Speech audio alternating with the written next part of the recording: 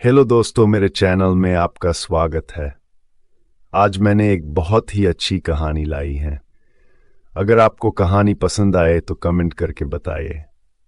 एक बार की बात है, एक छोटे से गांव में एक हाथी रहता था। हाथी बहुत बड़ा और घने जंगल में रहने वाला था। वह किसी से नहीं डरता था और लोगों को अपनी शक्ति का एहसास कराना पसंद करता था। एक दिन गांव में एक कुत्ता भी था। वह कुत्ता छोटा और काफी होशियार था। वह लोगों के यहाँ बच्चों को खुश करने के लिए आया करता था। हाथी और कुत्ता एक दूसरे को पहले नहीं जानते थे, लेकिन एक दिन मिल गए। वे दोस्ती करने लगे और अच्छी तरह से बातचीत करने लगे। हाथी ने कहा, मुझे बहुत खुशी हुई कि मैं तुम्हें मिला। मैं शायद दुनिया का सबसे बड़ा और ताकतवर जानवर हूं।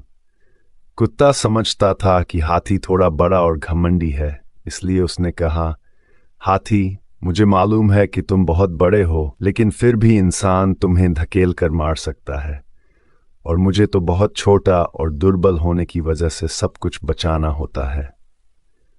हाथी इस पर हंसते हुए कहा, तुम ठीक कह रहे हो, लेकिन फिर भी मैं कभी बचने के लिए तुम्हारी मदद ले सकता हूं। मैं तुम्हें अपनी शक्ति और ताकत से बनाया गया हूं। कुत्ता गंभीर रूप से बोला, मैं जानता हूं कि तुम कितने शक्तिशाली हो, लेकिन प्रेम और सहायता देने की क्षमता मेरे पास है। यह सुनकर हाथी सोच में पड़ गया।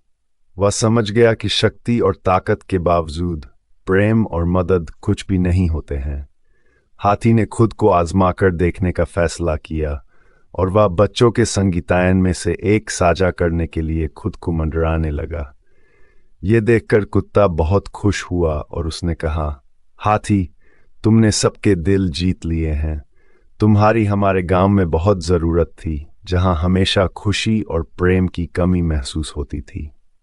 हाथी बहुत खुश हो गया क्योंकि उसने समझ लिया था कि हाथी और कुत्ता एक ही गुण रखते हैं, प्रेम और सहायता देने की क्षमता।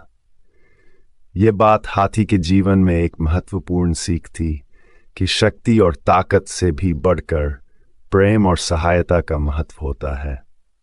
Thanks for watching. Please like and subscribe.